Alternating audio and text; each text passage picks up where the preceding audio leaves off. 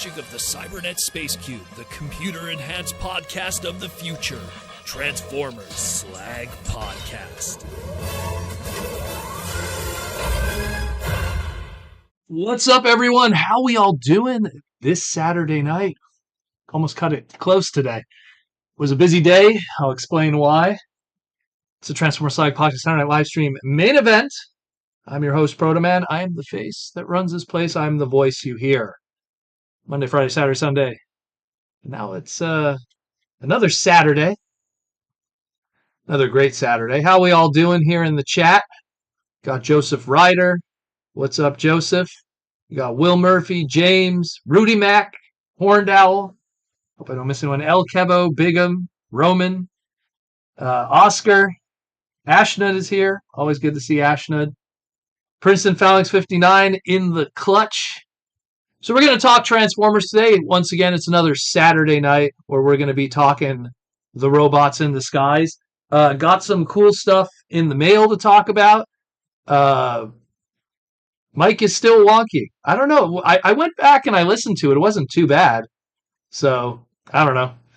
Maybe it's the devices you guys are listening on. I don't know. So, then again, I watch back on a computer as opposed to a device, so it's hard to say.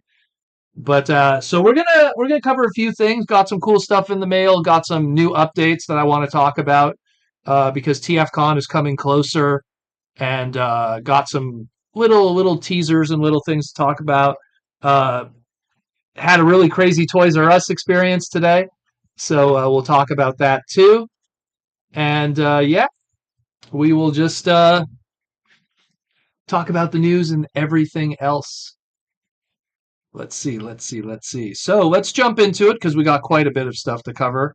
Hopefully 2 hours will cover us for today. And of course, if you have any questions and or comments, just throw it in the super chat. I will gladly answer it. The first thing we're going to cover, of course, is let's talk about some football. So the long rumored, way long rumored NFL crossover is finally here. I remember when this was first mentioned way back last year in October. There was the early rumors of this. And yeah, they were like, hey, they're going to do all 32 teams. And it's going to be some crazy stuff. And we kind of now have an idea of what's going on here. And it looks like we're going to have two different molds. Of these two different molds, really the only difference between the two is the head sculpt under the helmet. One's going to have an eye shield. One is just going to have a bare face. And this is what we got for now. 4 teams. Kansas City Chiefs, Pittsburgh Steelers, Green Bay Packers, and the ever lovely of the Bo Jackson, the Oakland Raiders. So, great stuff. I mean, it is what it is. We'll probably get some of the other teams later. If these sell well, which I imagine they will, no sellouts, I will say this. Nothing is sold out just yet. But the opportunities for the other teams will present themselves if they just keep with the tooling. And I'm pretty sure if you come from a certain city that you want to see your team, I think it'll happen sooner or later. Hasbro just has a really good relationship with the NFL. They've always had a really good relationship going back, 13 plus years already. And yeah, man, it's already looking good. Joseph wants to know with the $5 super chat, do you think the only 4 teams due to Hasbro thinking they might not sell well? I think it's just more that you don't want to rush it. Also, these are deluxe class. And deluxes come in cases of 8, 2 per case of each unit. So historically, going back all the way to Beast Wars, deluxes have always been 4 characters, 8 per case. Sometimes they do 16, depending on how popular was Beast Machines, which didn't work out well, but that's a whole other conversation. But so I think it's more because it's a deluxe class price point. They went, okay, deluxe class, we usually do 8 figures, 4 individuals of those 8 figures. We'll pick 4 teams that make sense. And, I was educated a little bit. Like, I know my football, but I don't know my football on like a crazy deep level. But people were commenting in my segment, well, historically, the Green Bay Packers and the Kansas City Chiefs were the first ever Super Bowl finalists. So it's something where, okay, so that also probably might also lead to the fact why Green Bay and Kansas City Chiefs are featured. And the Steelers are another classic case of that. So it's just something where, there's a lot of deep history there. And they kind of went with them combined with the fact that, it would have been cool to see, like, let's say a famous team like the 49ers or let's say the Cleveland Browns. But I think they kind of just want to stick with these kind of color waves. It's almost like, no offense to like the 49ers, who I love. But you to have like, let's say let's say they didn't have the Steelers and they put the 49ers in this wave. And the Steelers, for people who aren't aware, is that black and yellow one there. You'd have two teams that have like reddish, yellowish, goldish kind of color schemes. So anyone knows on the Hasbro side of things, you never put two blue race cars together. You never put two green tanks together. You separate those in waves. So I think that they're going to just do the 4. They'll figure out what makes sense for the next wave of 4. And considering there's 32 teams, 4 per wave, that's 8 waves. They could run this mold forever. They can milk this as long as they want, and then do CFL teams. Who knows? I doubt they'll do that, but it's something where I could totally see it that way. Joseph says NE had 6 championships and Hasbro is from there. Well, that's just it. I think at the end of the day, they're just kind of just going with what makes sense for that first wave. You want it to sell good the first time. You want to make up all the money and tooling. Think about it. They put time and energy into the tooling. So if they make up all that money for just the tooling and the time and energy for doing this, they could probably phone in the rest. And in all honesty, and I talked about this back when this was first like teased, I kind of see this kind of in the same way like what they did back in the day when they did the Transformers The Ride and they had that exclusive evac figure. I could see each individual team's representation being in their gift shops indefinitely forever. You go to a Green Bay Packers stadium gift shop, they're going to have this guy over here forever. The Tundra Prime, as he's called. All their wacky names. Like, I could see them consistently being there forever. And Hasbro maybe working out some kind of deal to just do that. So put out some teams that are going to be instant number 1 sellers. In this case, these 4. I mean, and you could argue, yeah, maybe Cleveland Browns should have been there or 49ers. Sure. But put out these 4, have these sell extremely well, have them pay for the tooling, and then they could indefinitely have these products in gift shops of each of these individual stores forever. And then that just prints money for Hasbro. Like literally the Kansas City Chiefs could call them up 5 years later. Hey, we need more of this guy. We ran out of stock in our stores. And it's kind of the same way because if you go to a lot of those Universal Transformer ride things, evac is still kicking around. That deluxe class was kicking around for quite a while. So I don't know what the deal was with Universal and Hasbro, but they kept a deluxe class guy in circulation for like almost a decade, which is kind of crazy when you think about it. But again, it's a unique scenario. Gift shop, adjacent, associated, a mold unique only to that gift shop. So you have to make your tooling money back. There's a lot going on there. So it is what it is. You're thinking of a different Cleveland Brown. You know what? Family Guy also had a lot of Bo Jackson references with Tecmo Bowl, one of the greatest football games of all time. What's up, David Cabal? So, El Kevo, you know what's up. But so, yeah, I think it's cool. I mean, look, is football my favorite sport in the world? No, it isn't, but it's still something I actively watch. I mean, I would have preferred a hockey something or a basketball something. But if this does well, we might see hockey something like, it's a matter of you got to stick your foot in the water to just see if like it's, if it's hot or not. And so they're just trying to see like, hey, is there any credence to this? Is there any weight? And these are going to be deluxe class priced, $24.99, which is actually cheap because usually a lot of our collaboration items are in that Voyager to Leader price point. They're always a little more expensive. So $24.99 for a collaboration item that is obviously going to be sold in cases like this. This is planned to ship out December 15th, 2025. So it's going to be probably also a Christmas present in a lot of ways. So we could see this happening. And it's something that, again, I'm really hoping that it does well because it could open up to more opportunities. And, again, just having it in gift shops alone could be a good segue into keeping a lot of this tooling indefinitely happening for long periods of time. Very cool. I dig it. Maybe it's just me. I know some people in the comments are like, ew, sports. I hate that. I don't like sports ball. So pass for me. Cool. Hey, that's your thing, man. There was Transformer crossover stuff based on brands that I don't care about, and I felt the way about those things. You know what I mean? So it's something where it makes sense to, you don't have to buy it all. Let's put it that way. But again, these are planned again $24.99 December 15, 2025. I think they're cool. I'll wait for my 49ers. I'll get a Joe Montana one day. Put a nice Joe Montana. I'm sure Repro Labels is going to do like numbered sticker sheets so you can put your specific player on these, and that'll be cool too. I know Joel at not Joel, Aaron Black at Repro Labels and Toy Hacks is probably rubbing his hands together going, here comes some easy money. And I don't blame him.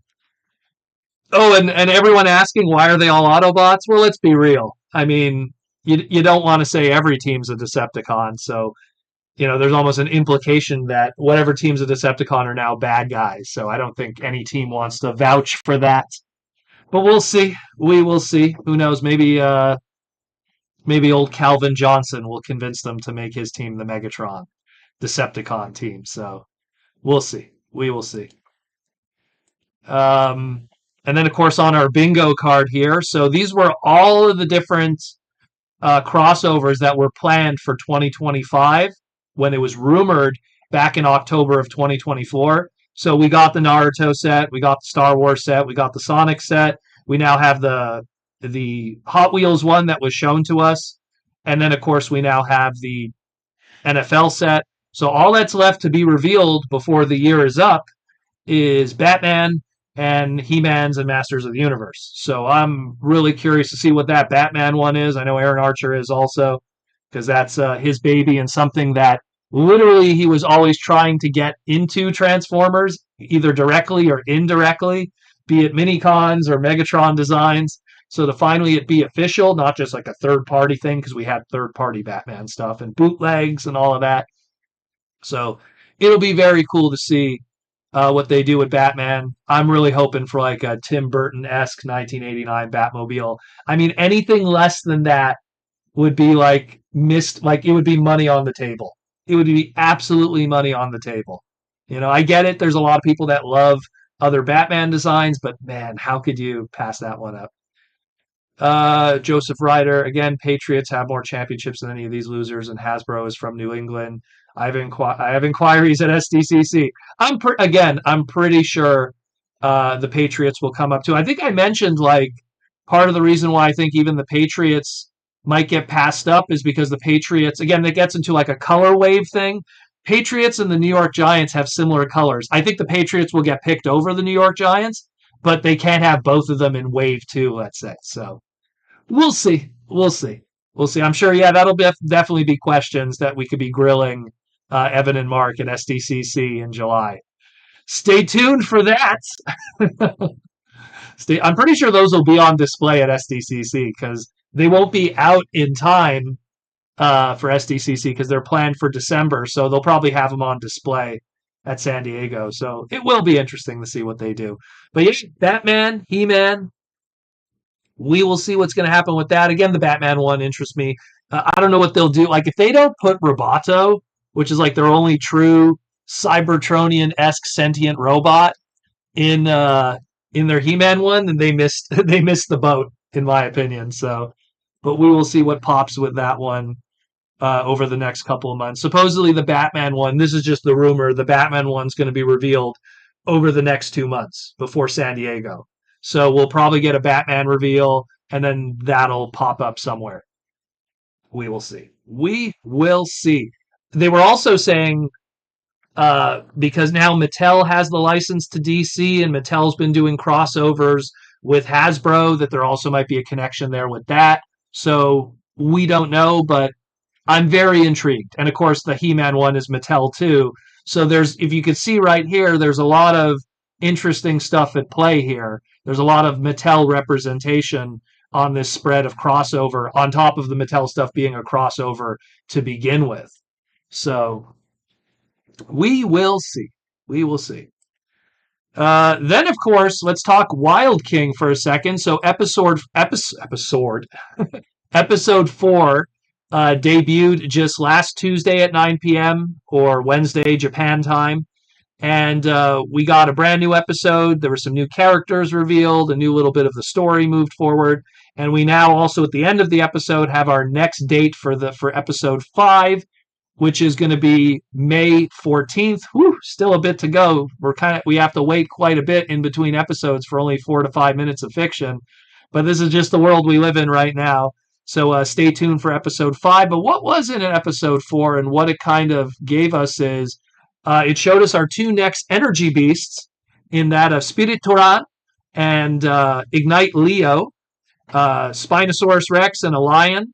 We have not seen their alt modes yet in the show, but if anything of these toys are any indication, and how the show models look exactly like the toys, we'll see how they come out. But at least we have the color schemes here, and we know that Spirit Toran is going to be Earth-based, Ignite Leo is going to be Fire-based, and then on the bottom of this image here, we have, of course, some of the other characters that have not appeared yet, that this we saw courtesy of the McDonald's DVD pack-in that's been making the rounds in Japan. If you go to McDonald's right now in Japan, you get a free DVD promo of some Hasbro products, and one of them is, of course, Transformers Wild King. So there's still a Stegosaurus here, a Rhino, which supposedly the rumor is his name is going to be Drillhorn, because of what's Lightlong said in episode 4. So there's a strong chance that that'll be Drillhorn, although maybe Drillhorn will be this... there on the bottom right there's a bull also that's also horny, giggity. So we'll see. We will see. We got a rhino, a bull, which isn't the Megatron, and then of course a Stegosaurus also to be revealed, along with the 2 that we have already. So stay tuned for that. We'll probably find out May 14th when they'll drop more characters in there with Wildo King. So very, very cool. Next up, we have this comes courtesy of the Target Master from Target.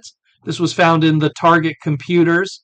Zuru, the blind pack company, is going to be doing more blind pack products. These are all over your Walmarts and Targets if you go in. I find they're usually found in like the play school section, but that's just from my own personal experience. I find usually their blind box assortments are found there, or like on the border of, like, let's say the girl aisle, with, like, let's say strawberry shortcake or something. And they're going to be doing Transformer ones of their, what's it called here, 5 Surprise line. And there's going to be 9 different items that are easy to get. The Optimus alt mode, Megatron alt mode, Bumblebee alt mode, Wheeljack alt mode, Starscream alt mode, Soundwave. These are all done in the authentic style, so it's not a G1 style, it's not a movie style, it's just that authentics kind of design that they encourage licensors to use. And of course, the rare chase, the 10th item, which will be 1 per case, will be a gold bug with a different spoiler as opposed to the Bumblebee one here that's lacking the spoiler. Same weapons, though, otherwise a straight up repaint. So yeah, check that out. Again, not much we really know about this except a street date of July 15th, 2025. So Cringe McCringle, who works at Target, says here the 5 Surprise stuff is usually found in the same aisle as Transformers. Okay, so there you go. Because I know, like, they do like the building block stuff. I forget what it's called, the retro ones. Because I know, again, significant other loves the building block stuff, and she got the phone and the computer. and I believe that was next to the Thomas the Tank Engine stuff. This is based off of my vague memory. She's the one who collects that stuff. So, but yeah, hey, if you want a gold bug or a wheel jack or something that's a non-transformable PVC, check it out, yo. Check it out.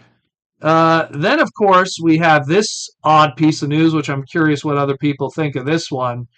Variety announcing just a couple days ago that we're going to be getting a Toys R Us live action movie. And it's in the works right now, planned for 2027, early 2027. And it has Story Kitchen, which is the people behind the Sonic the Hedgehog movies. They were the producers for all the Sonic movies. They're going to be the ones behind this one. And I have absolutely no idea how this will work out. Again, in my individual segment about this that I recorded just recently, my speculation is the only reason why this is happening is because Toys R Us financially is in a weird place. And I think, especially coming out of a very weak holiday season, we'll get into what happened with Toys R Us in Canada just recently. But I think that they're doing the Marvel thing. Marvel had a rough time in the 90s. In order to survive, they had to sell the movie rights to their brands to different movie studios. And I think Toys R Us is going, hey, big movie companies, why don't you do it?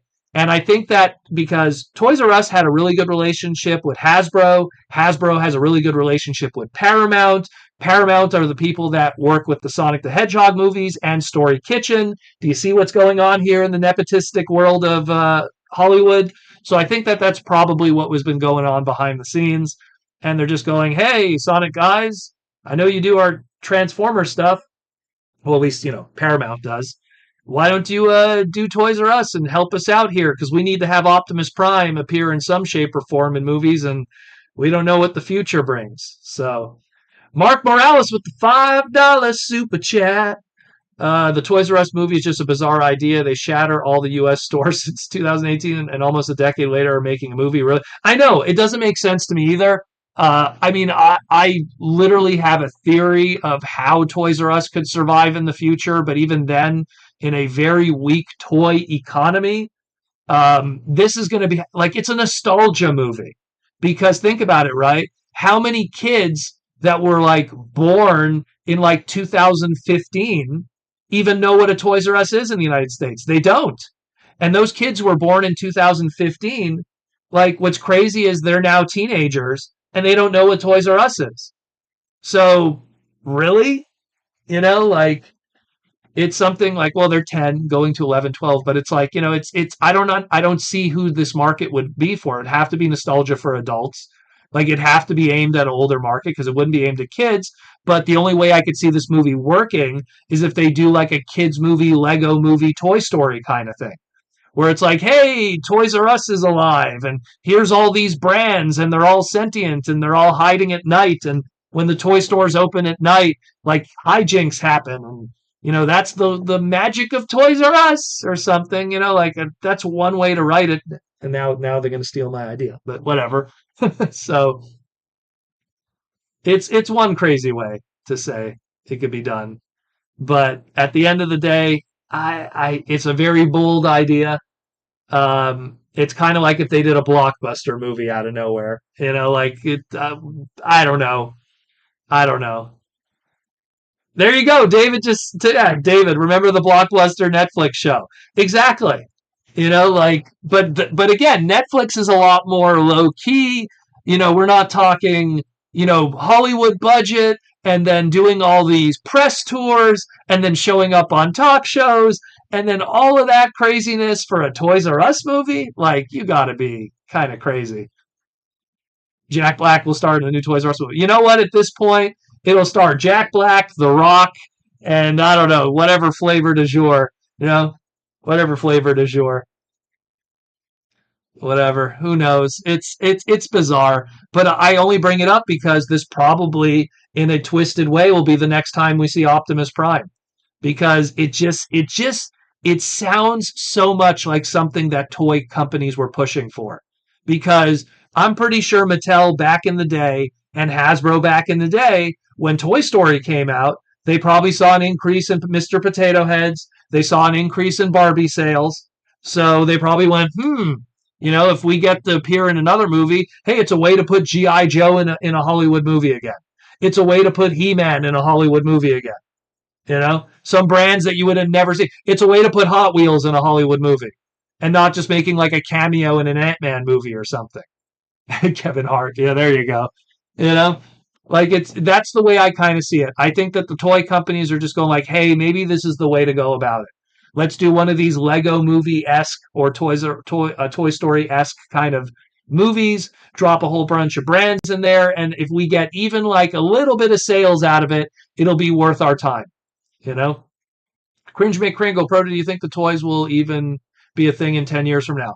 I think that I always look at my father and his hobbies as a man who's now in his 70s, going close to 80s one day, but a man in his 70s and his hobbies and where they are today. The die-cast world has extremely shrunk from the olden days. You rarely have like big die-cast conventions and everything like that. And look, we still have huge Transformer conventions. There is multiple Transformer-only conventions all over the world. There's TFCon 3 times a year, but there's also TF Nation. There's also BotCon. And I'm pretty sure there's even the small ones like EnterCon in Winnipeg, and they all exist because they're able to survive currently on the markets that exist. Now, will that exist in 10 years? I think so, but I think Transformers and toys in general will have a much difficult time when guys like me and guys like you, Cringe, are no longer around. I think that the moment the movie nostalgia generation, kids who were 14 during the Michael Bay movies, when they're no longer around, I think that that's when Transformers is going to start to shake. But lucky for you, we'll probably all not be around for that, except for maybe Mikey and Louie, who will be cloned and turned into cyborgs. But that's about it. They plan to live forever. But the point being is, it is what it is. But I don't think it'll be too much. What'll happen is, and I've said this on Aaron Archer's podcast many times, it'll evolve. Transformers as a brand will be a video game. And by being a video game, it'll still have merchandise, and it'll just, it'll shrink. And I don't have a problem with that. I don't mind Transformers. Let's say Transformers becomes a video game brand, and because it has to be a video game brand, they only release 16 figures a year. And maybe those 16 figures will be really good 16 figures. I'm fine with that. I mean, I lived at a time when Beast Wars existed, and no joke, all of 1996 was 28 figures.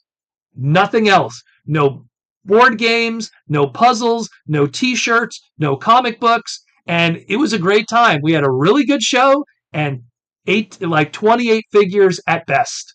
And that was it. No other supplemental merchandise. In 1997, we would get a video game on PlayStation that was kind of and PC. But sometimes less is more. And would that affect, let's say, something like the podcast? Of course it would. I would have less stuff to talk about. But it also might be better for the longevity of the brand. Less is more. Less is always more. So who knows what we'll get? We get into the deep discussions of evolution and semantics, and maybe one day those brands will no longer exist, but they only will no longer exist when the people who are fans of it no longer exist. That's why I always say something like Dick Tracy or Flash Gordon have a harder time surviving today because the kids of Dick Tracy are no longer alive. Most of them. Some of them are, unless you were a fan of that mediocre 90s Dick Tracy movie with Warren Beatty, I think his name was. But in general, that's why those brands you don't hear about anymore. When was the last time you saw a Dick Tracy cartoon or a Dick Tracy comic book, or something like that? I'm pretty sure they exist in a small form from a small press company, but, or new Dick Tracy merchandise outside of Mezco or something. So that's where I could see that going. Oh yeah, Cringe. No joke. You probably are the last of that generation, because after that generation, you're going into just a whole bunch of people that won't care, you know? Madonna, yeah. But yeah, but by then we'll all be gone, so so it won't really affect us. And Hasbro as a company, who knows? They'll probably already have been bought out and merged by 3 other companies, so it'll be a different world, anyways. And speaking of gloomy news, and we might not be around anymore, we're also going to be celebrating the life of a very talented individual who passed away just a couple of days ago. April 20th, he passed away. And then it only became publicly just recently from his family. David Schleinkofer, he has a very German name of East European descent, Schleinkofer. He was the very first person to put pen to paper of Transformers art product to be used with the toys, and it was that of that iconic back of the box 1984 art. And like I said in my individual segment about him a few days ago, that thing has been used everywhere. And it's sad because you know how it is today. Like, I'm pretty sure he probably got no royalties on everything that thing was put on. I mean, after I finished my segment, I realized, man, I have a lunchbox literally behind me that has that on there. I have another T-shirt that has that art on it. Like, that thing is everywhere. Like, man, oh man. And it's kind of cool that these images of him that we have here today were from an interview that he did, I want to say 4 or 5 years ago. And it's cool that that original art was over his canvas all those years later, just as a reminder of his legacy. And I actually learned about his passing because not from the Transformer community, but the Robotech and Macross community, because as much as he did great stuff for us in the Transformer world, oh my goodness, if you're a Robotech and Macross fan, he did tons of artwork for those guys. Novels, toy packaging, RPG books, all kinds of crazy stuff. So if you're a big fan of the Zentradi and the VF1S and all of that, he did tons of that stuff too. So very, very cool dude. Again, it's amazing to imagine. You look at that piece of art, and he did that all by hand. No computers, no CGI, no AI, all that AI BS, none of that. This guy did all this stuff by hand back in the day on that easel that you're looking at right there, which is wild when you think about it. It's wild, but those are the talented people. Those are the talented people of the art world. And every time that I do a TFCon, I get to sit with those giants, the Aaron Archers and the Mark Watts and stuff. Mark Watts is another guy too. That's like, I look at his art and I go, how the hell did he even do that? Like, it's beyond my comprehension of my pea brain, who's a writer, not an artist. Like I could doodle at best. Even then, I wouldn't even call it a doodle. So it's just amazing to see the magic that these guys do, and it's a shame to hear when these individuals are no longer with us. He passed away at 74, which in my opinion is still too young. It's still too young in my opinion, but it's a shame to hear that. These guys should be living to 100, drawing until their fingers fall off, and sharing with the world their incredible stuff. He would also do other Transformer stuff, but in a smaller capacity. The Look and Listen books, specifically Sun Raid, which was one of their many amazing books. I unfortunately don't have that one. I actually checked my own personal collection, going like, do I have that one? So I couldn't take any screenshots of it. I only found an eBay auction of it. But now I have to, next time I do a show, I'm going to try to see if anyone has one, so I could document his art that was in it, because I couldn't find anything online outside of an eBay auction. So that's pretty sad, but he probably did some amazing stuff if this art is any indication of it. So very cool stuff.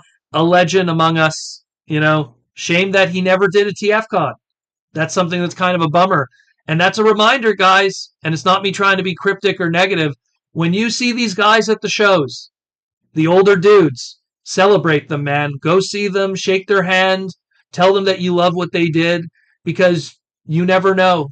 As someone who's a big fan of guys in the wrestling world, I speak from personal experience. I go to a convention and I'll be like, oh, hey, there's Jim the Anvil Neidhart. He's healthy. He's fine. He's in his like 60s. Hey, that's great. Dies. You know, like it's something where you don't know when that's going to happen. So take those chances when you come to those shows to celebrate these people because you never know. You never know. You know, and like man, he's part of that early G1 crew. There's not many of those guys left anymore. You know, I hope Mark lives forever because Mark is a ball of energy. I love that human being. Like Mark, who does all the G1 box art and stuff. Like, you got to meet that dude. He is awesome. You know, like, but I want Colin to bring him to another TF Con just because, like, man, you know, it's crazy. It's crazy how like we see these people. Oh, running low on battery. What's going on? I thought I charged you. One moment, guys. 1 second, guys. Thought I charged this sucker. There we go. But yeah, you know. Oh, I would love it if Mark showed up at TFCon Toronto. But you know what sucks though? Like anyone who's been to the TFCons that Mark is at, he has a crazy huge display. So like Colin would like the one thing that sucks about Toronto, we don't have space for stuff like that. Like Mark would literally have to have like his own section because he builds like if anyone's seen photos, like what was the last one he was at? Was it Orlando? Like man, crazy display he has with all of his art. Like he has like a booth. He doesn't have like a table. He's got like a booth of all of his stuff. And like I want to buy more of his stuff. I only bought the Shockwave and got him to sketch a little Shockwave for me. I want to buy more because man, it's looking good. And Richard, who is the other one, who did all like the Target Master and Combiner era art, like I guess like we'll call it that era of Scramble City. Like he's got to like catch up to. Was it Baltimore? I don't know. They T-formers, you know me. When you do 3 TF cons a year, they all kind of merge. It was a Baltimore. I don't know. Oh, it's true. Orlando was a different spot. You're right. Gosh, I don't remember.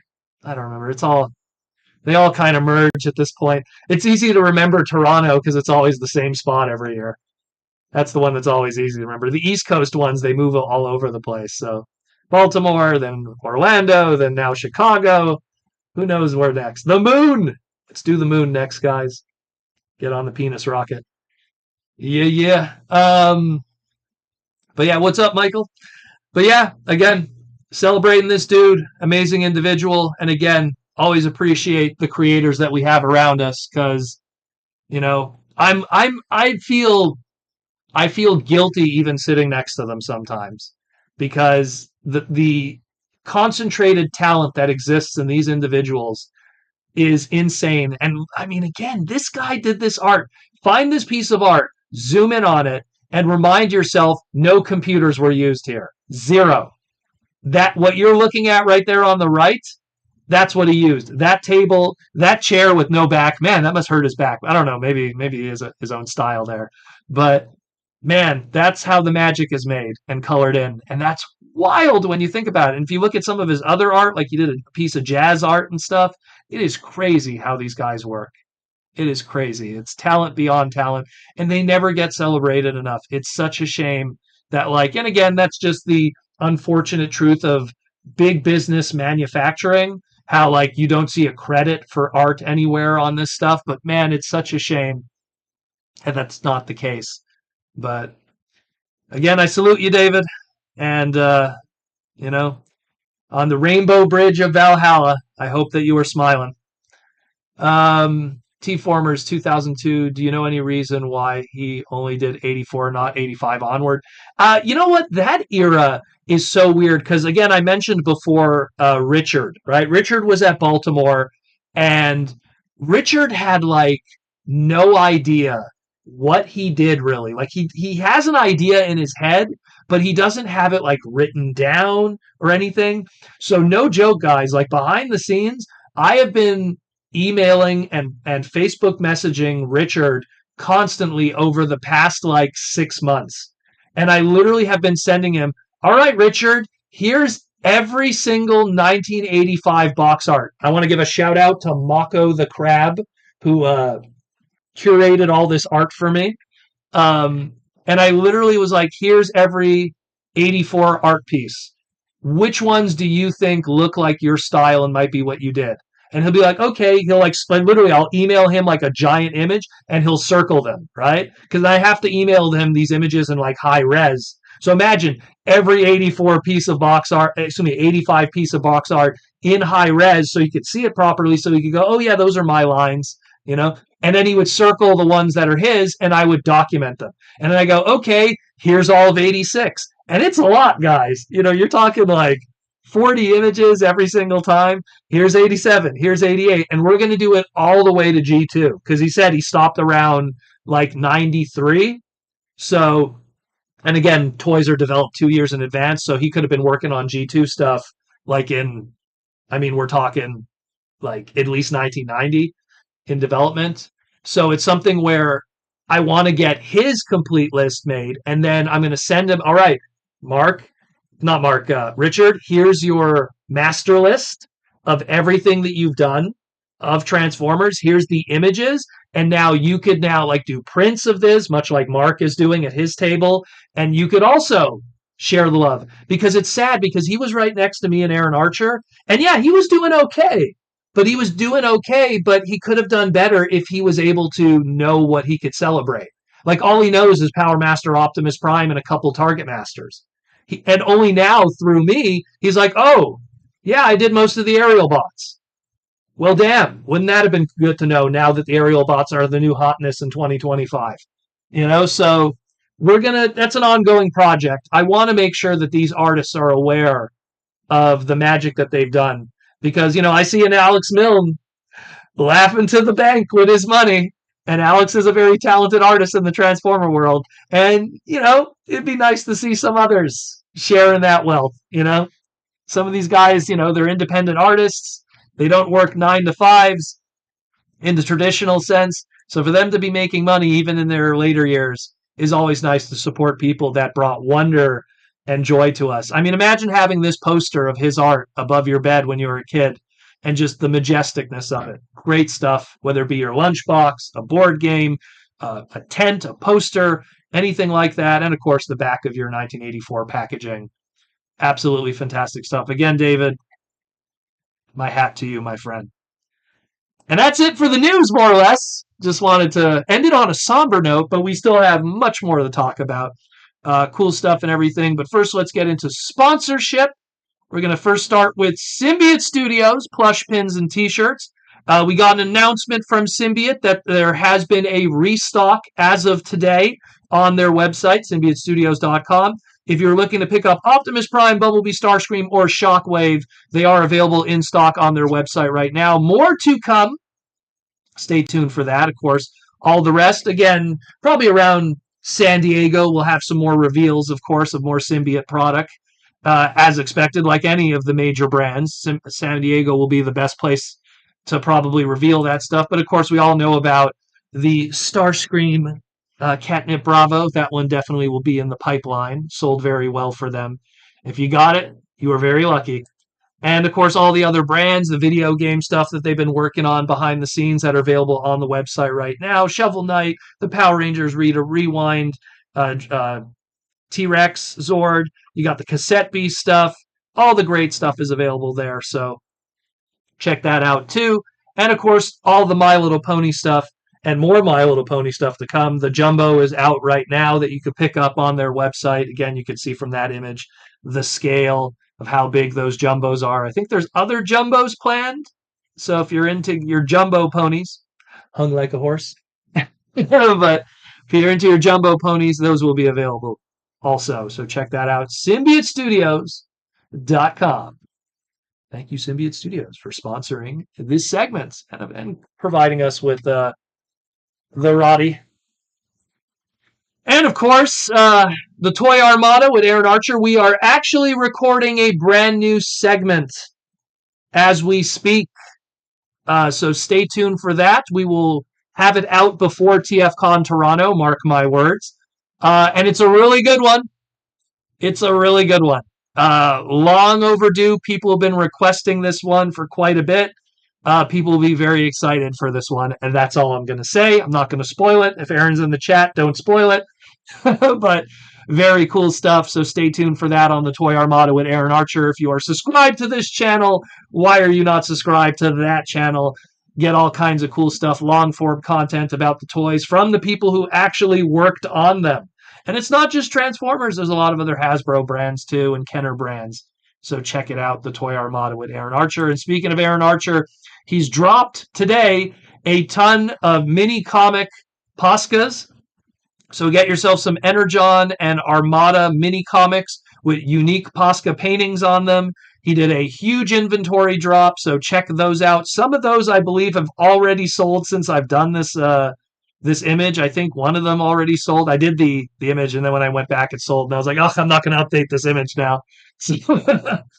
But some of them are still available. Go check them out. He posted a bunch, as well as brand new Posca paintings themselves on instructions. Again, archermonster.com/shop if you are interested. Already got the Starscreams. Well then, there you go. That's the end of that. Sabine swooped in and got the Starscream. Good old Dinobot Starscream.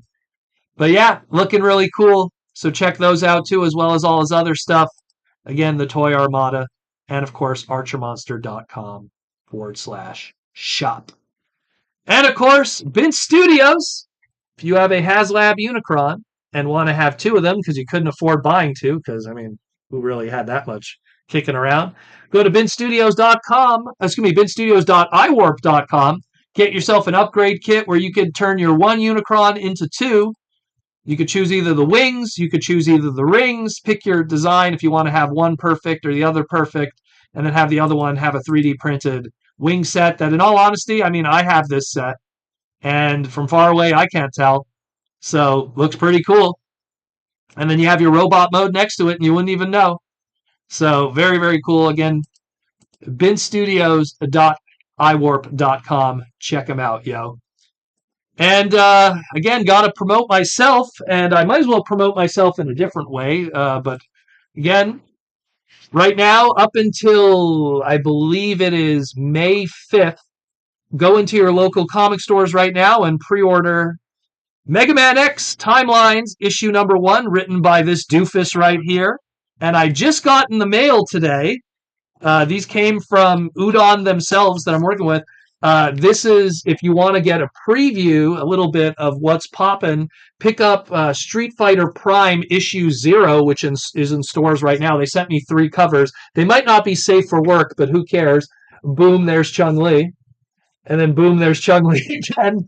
Those are the covers that I got. My wife cosplayed Chun-Li many years ago, so I guess those are the covers that I end up with. Giggity. But if you pick it up, you get a little bit of a nice little wrinkle of Mega Man stuff going on there. And of course, let me just get to that page. The Proto Man Daniel Arsenault book of Mega Man X, as well as all the other books that will be coming over the next couple months. So again, check it out. Go to your local comic shop and ask them to pre-order for you Mega Man X Timelines, issue number 1 by Daniel Arsenault. If you know that dummy, name might sound familiar to you. And for people that don't have a local comic shop, what we will be doing at Udon is, because what Udon does is they don't want to screw over the local comic shops. So after the pre-order window is done for the local comic shops, they then will put it on their website. And then you could buy the comic directly from Udon. Obviously, shipping costs will apply, where if you buy from your local comic store, you don't have to worry about shipping costs. So, yeah. Once again, thank you, Udon, for letting me step up to bat and guide the Mega Man brand into the 21st century. And we will be doing more in the near future, and I'll see you at San Diego Comic-Con to celebrate that more, too, because it's going to be quite a wild next couple of months. So, yeah. T-Formers 2002, I managed to get my pre-order sorted out. My comic guy had to do some more digging in his database. Yeah, because usually how it works. If you go to your local comic book stores, guys, usually how it works, I wish I had an example of a Preview magazine here, but they usually have to go through Preview magazine. That's how they normally order their stuff. But because of what was happening with Diamond distribution, they have to sometimes go through different distributors. There's Lunar, there's Penguin Studios, there's a lot of different distributors and stuff. So different shops, T-formers. I know you don't have to say where you live, but obviously probably in your region, maybe your guy went through the Diamond one and went, oh, it's not available, then had to go through Lunar, and they figure it out. So, but that's how you pre-order. And don't leave your comic book stores hanging. If you pre-order, go pick up your stuff. But check that out, yo. Again, if you want to buy those sexy Chung-Li covers that I got in the mail that feature ads for my stuff, that's available right now on Udon Entertainment, udonstudios.com. So go check that out. Go get yourself a sexy Chung-Li cover. I have to live with Chung-Li, so that's a whole... I don't have to deal with that. What's up? Speaking of sexy, what's up, Aaron? How you doing? And that's it more or less for advertising, but let's talk about one other thing. And that's the P.O. Box for the Slag podcast and also some crazy toy hunting that's been popping off. So first we'll cover the P.O. Box. So let me just get everything lined up here. So in the P.O. Box, I got some cool stuff. Shout out to Dark Angel from the Philippines. He sent me a bunch of really cool exclusive Transformer 1 movie merchandise that was happening when the movie was in the Philippines. And he sent me a bunch of really cool stuff. So when the movie was out in the Philippines, they were giving out dog tags, keychains of obviously Autobot and Decepticon emblems. Look at this keychain. This one's crazy. This you could kill someone with. This is a metal keychain. Look at that. Look at this sharp end. You can it's like a knife, that one. It's like, God. But so this one, cool. They're all like these cool, and they're like legit too. They're actually licensed. He sent me all those, but this one was really cool. They sent me. So obviously we're handing out stickers to kids and stuff too. So that was pretty awesome. Again, all of them licensed, But the really cool thing was they gave out these masks. Now this is a mask of the Decepticon one, which is pretty cool. So you get your Tarn action going on, or again, Megatronus Prime in the movie verse. So that's really, really cool. But Aaron might get a kick out of this one. So this is the Autobot one, right? Right. So it's the Autobot one, right? But so Megatronus. I'm not wrong. So the Decepticon one, there's no nose holes, there's no nose or anything, right? So the Autobot one has a nose, and it has nose holes. Look at that. It's so weird to see it in 3D because we're so used to it just as an image, right? And it's like, yeah, it's got a nose. This one doesn't have rhinoplasty like this one does, and nose holes. This one doesn't. That's so freaking weird. So you got your Megatronus or prototype Vector Prime, So very wacky, very, very wacky. Very wacky. Ninjatron, does your wife kick like Chung-Li? I hope not. Well, she does pole dancing and silk, so she has to use upper body strength and everything, but she's got some nice legs. I would say yes. Joseph can confirm wife is pretty and also very cool. Thank you, Joseph. Well, you got to meet her multiple times, so yeah, it's very weird, eh? Very weird. What is going on here? I don't know how they came to it's very Bionicle. Actually, hold on. Yeah, shout out to Tahu from Bionicle. Look at that glowing eyes. What's going on there? What is going on there? That is so funny. Because again, the Decepticon one, they didn't do it. So I guess they want people who are Decepticons to have problems breathing. What are you trying to say, Philippines? I kid. Either way, thank you so much, Dark Angel. Very cool that he sent that in the P.O. box. He was like, I want to show you some cool exclusive Filipino stuff that he got. So that's very cool of him. I'm going to hang those on the wall, especially this is just wild. This is going to hang on the wall, no problem. It's cool because you have the little things so you can hang them. That's very, very cool. Also got in the mail ordered these and finally got them. Let me just put these aside here. I got my missing link. Probably you guys saw them on my Instagram. I was taking photos of them. I got my missing link of Bumble and Cliff Jumper. You guys know I love my mini bots. And when Missing Link did some crazy mini bots, I was just like, yo, I got to get these guys. And these guys are so cool. Like, I am so surprised. These are 1-for-1, the same size as the original mini bots. And they have crazy articulation. And it's like tight, too. It's like giggity. It's like tight. It's not like floppy or anything. So it's like, my goodness, giggity, double giggity on that one. So very cool. The Cliff Jumper one, I dig it just with that extra bazooka and stuff. The guns that come with them are so tiny when you see them in the package. Again, look how small the packaging is. Like, when you see the guns in the packaging, you're like, oh my God, I'm going to lose these. So, word of advice, take the guns out of the packaging, put them in Bumblebee or Cliff Jumper's hand, and leave it there forever. So, but very, very cool. I'm super impressed how those turned out. I am like really looking forward to like the RC and the Sunstreaker and everything. Very, very cool. Where are we at here? JR Mina, there you are, man. JR Mina, aka Dark Angel. Yeah. Very, very cool. I didn't know if you wanted to go by that name. I usually when I refer to people, I refer to them as their screen names, but you have 2 screen names, so it's like, do you want to use your Discord / Patreon screen name? Do you want to use your other one? Jeremy, I'm glad you got the package. Enjoy. Glad you liked them. Thank you. I mean, I think they're so cool. They're just so cool. Like, this is just because, again, when you have something that's 2D and then you see it 3D, and it's like, oh my goodness, that is so funny. That is so funny. Now I'm curious, like, what does the Maximal logo look like when they're 3D? You know, or like the Predacon one. Very, very cool. Horned Owl, there's a weapon storage in the alt mode for the Missing Link Cliff and B. Is there? Like, I guess where? Like, I guess in the alt mode? Did they put something? Oh, on the back, I think, or something, right? I don't know. I'm just like, my goodness, that gun is so tiny that if it disappears, oh boy, it's going to disappear. So I got those in the mail too. Those were also at the P.O. box. I sent it there because, let's just say, shipping was not in my favor to Canada this time around.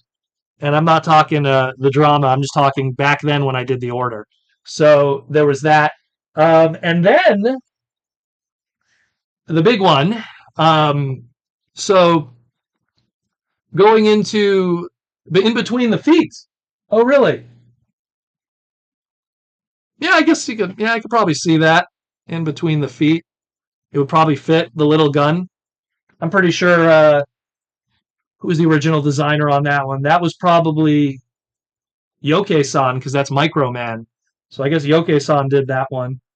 I'm pretty sure he engineered it because he still has ties with the company. Not interested in Missing Link till Cosmos. Oh man, a Missing Link Cosmos. It's super articulate. They'll just take the Speedia 500 one and shrink it down pretty much. Because he's one of those that, like, you could see, like, you could already see what they could do with that one. Missing Link miniguns on sale. Mini bots on sale now at eBay for $50. I could see it now. Well, what are you talking about, like custom made ones? Yeah, maybe. Well, that's something. I mean, you could 3D print stuff probably, but they are cool. They are very, very cool. I'm very impressed with how they turned out, and like they're 1-for-1. That's what I love about it. Like the Optimus, you know, they've done stuff like that, but the Bumblebee and the other one, I was not expecting how like perfectly sized they are to the originals. And that's why, like, my shout out to my Instagram. On my Instagram, like, you could see I had them next to all the older versions, and you could see how it's like 1-for-1. Sea Spray. Yeah, Sea Spray too. I'm sure they'll probably do a lot of them because those are easier and cheaper to do. You know, where, like, you know, Sunstreaker and doing some of those older guys that have a ton of die cast and parts and pieces, they're a lot more expensive to manufacture. But like some of those 85 mini bots, they'd probably be a lot cheaper to do. And they already do reissues of them, so it would probably be worth it. You know what I mean? Probably would be. But yeah, next thing I want to cover, let me get these all ready for you. So Toys R Us, like I talked about last week, is closing about 60 to 70% of all their stores in Canada. It's been a madhouse. And starting this weekend, everything in Toys R Us is 80% off minus Lego. And Funko is 90% off. So last week it was a madhouse when it was 60% off. It was crazy at 60% off. People were killing themselves. And I told my wife, I was like, let's not go to the same one because we already know what's there.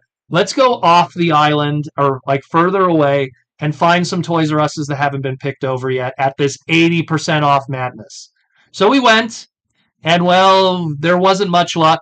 All the like at 80% off, people are going to be. But we did buy some stuff. Most of it is her. Now we're like, hey man, now the t-shirts are $5 a piece. So she bought a whole bunch of t-shirts. She bought Faye Valentine from Cowboy Bebop, that Batman shirt, which you can't see very well. I think it's Denny O'Neil's art. Yellow Submarine, Stay Puft Marshmallow Man. Most of this stuff is her. The only thing that's me in this image that's not Transformers is the Bowser's Keep. I bought that for myself. The Thanos, the hockey cards, which actually I didn't buy those. They had old promo stuff that they never gave away, and they're just like, here, take it for free. Some of this stuff I might even just resell because it was so cheap. Do you know how much everything in this image cost? Do you want to know? This is going to blow your mind. Everything in this picture cost $45 Canadian. It's insane. We looked at our bill and we were like, what the? Because they say like, how much do you pay? And they also said, oh, this is how much you saved. And we were like, oh man, like we saved like $200. So yeah, man, it's crazy. But didn't end there, because outside of this stuff, I also found the scant remains of Transformers stuff. And at 80% off, I was like, I'm just going to buy it all. I'm going to buy it all at 80% off, and then I'm just going to bring it to TF Cons. And that's it. Or I'll put some stuff in Patreon boxes, some of this stuff.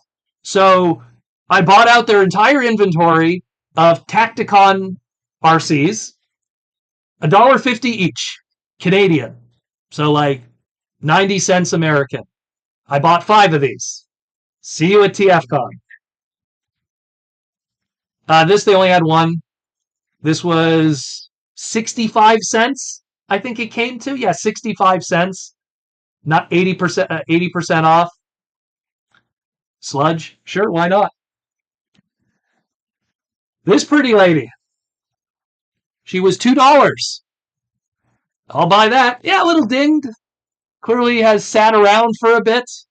She's been around, bouncing around in storage. I'll pay that, $2. Sure, why not? And then I bought a slew of these waterproof decal sheets. These were 5 cents each. I bought a stack of them, huge stack of these. And when I'm going to do the next like Patreon mail out or something, I'll probably throw in a bunch of these too. They're pretty cool. Like they're for like the back of your laptops, or you could even put them on your car. Like you could put this Autobot Decepticon one. It shows you could put it on your car and it's waterproof and it sticks. So you can put it on your window. So I'm going to probably send these to a bunch of high tier patrons too in the future. And that's it more or less of the Transformers stuff, because everything else was bought out. It was a madhouse. I was hoping to get trading card stuff. All of it was gone. Even Yu-Gi-Oh!, which I don't care about, it was all gone. All of that got eaten up. It was a madhouse. A absolute madhouse. But yeah, so next week, Toys R Us is doing 90% off. So whatever was left is definitely going to be gone at this point. It's going to be nuts. I am actually tempted to go there on the 90% just to see what's left. Because if there's, I don't know, if there's like crappy Transformer 1, because there was some Transformer 1 movie stuff kicking around, but like the what the Rock'em Sock'em ones and stuff. And I was like, even at $2, I don't think I want it. So like if they do 90%, if it's like 95 cents, because it'll probably drop to that if I nickel and dime it, maybe I'll pick it up and then I'll just bring it to the shows and sell it for $2, and then I make money for a Coke or a bottle of water. Yeah, it is what it is. But I mean, that's the buyout clearance world, man. And True is just in a very weird place right now. And officially on the island of Montreal, there's going to be no more Toys R Us's. You have to go out of your way off the island now. I think there's one in Laval or something, and that's it. Like it's done. It didn't do well. And now we have a Toys R Us movie coming. Okay, have fun with that, Sonic the Hedgehog people. T-Formers 2002, you might as well go. Who knows what's still hidden there? Well, again, looking at the image here, like this one here. So the hockey cards, right? So they had like stacks of those because while they were clearing out, they found like all this promo stuff that they give away. And they were just like, oh, we found like a whole bunch of them. We had Pokemon ones. I'm like, damn, I would have liked those too. But I mean, man, the t-shirts at 80% off, like those were cheap as hell. And so I already have enough t-shirts, but Sandy was like, oh my God, Cowboy Bebop, Faye Valentine. And she liked the Batman one. And she loves Stay Puff. So the Christmas Stormtroopers, she doesn't even really care that much about Black Series stuff, but she thought those were super cute and they were cheap. She loves the Baroness from G.I. Joe. She cosplays her all the time, so she got a cheap Baroness figure. Again, the only thing that's me is that Thanos figure, the Bowser's Keep, and that's it. The Pokemon thing we're reselling because it's like no one was buying it. I'm just like, hey, I'll buy that for $5.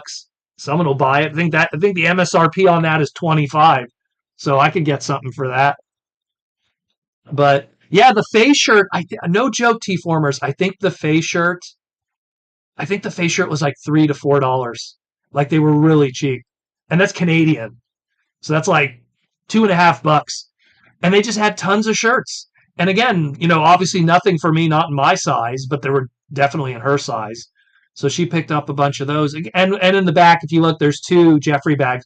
So up to now, also, every time I go, because now they're giving away the Jeffrey bags with purchase, every time I go, I get a Jeffrey bag. So I think I have like 5 or 6 Toys R Us Jeffrey bags now. So if anyone is interested, that's part of the patrons, I could hook you up with a Jeffrey bag if you want. If you want that nostalgia. They're very big though, eh? They're like huge. Like that the Bowser Keep there, to give you kind of a scale, you could probably fit like 4 of those in the bag. They're pretty huge. They're not like San Diego Comic-Con huge bags. Those bags are insanely huge, but they're in that vein of like you could hold a lot of crap. So I'm kind of like trying to hoard as many of those bags, and if patrons want, I can hook them up as a gift. I'll bring them to like TFCon Toronto, and they could get some. Because to ship them, I don't know, it might not be worth it. Yeah, they may be worth money someday. They may be, for sure. There's nostalgia in that, but I want to hook up my patrons. You know what I mean? I'm always trying to find like stuff to like hook you guys up with. And that's actually the next segue that I want to talk about. So TFCon Toronto coming up. We're going to have a new exclusive. So what we're going to be having is we're going to have the red and blue Pokemon carts. Those will be available. They sold out at TFCon. What was the one that we did last? I don't even remember what's the last show I did. LA. TFCon LA, it sold out. We had no more of those. They sold out on the Sunday.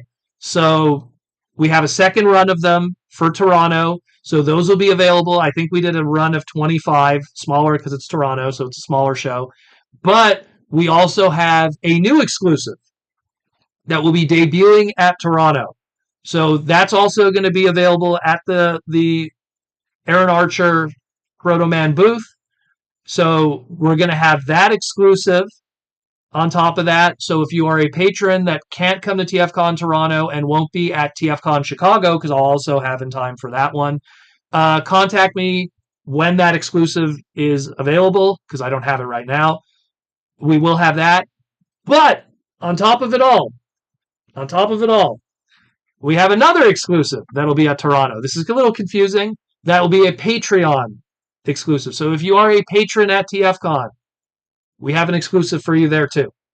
And it's exclusive only to the patrons. We did a run of 15 of them. It's a special one just for the patrons as an extra thank you for being patrons. Now, it can't be people that are going to be patrons today. It's for people that have been 2 months or longer. It's to celebrate your loyalty to the podcast. So we made an extra exclusive for that too. So we have a new exclusive and we have a special one on the side that's a Patreon exclusive. I know that might make some people mad. Hey, how come I can't get that? This is just to thank the people who have been loyal to the podcast. Again, they're the ones that really behind the scenes help the show run. You know, they're the ones that take their time and energy out of their day, which in my opinion, working equals money, money equals your time to help the podcast. So yeah, don't worry. Anyone, T-Formers, Cringe McCringle, I know you guys will be at Toronto. When we're going to reveal it before the show, don't worry. When the revealing happens, I'm going to open up a list and I'm going to mark down everyone for it.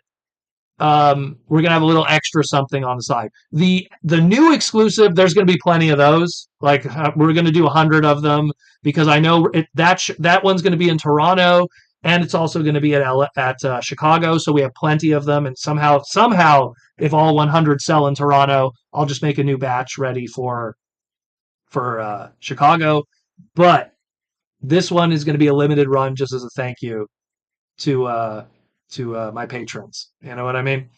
And again, it's something where I wish I could make more of them. It's kind of a special material. It's kind of a little more expensive. It's kind of unique, but I can only make so many of them and eat the cost. Let's put it that way because it's free. It's a free item. So there's only so much that I could make before it starts costing me money. And then someone upstairs might want to kill me when they look at the credit card. Go, what?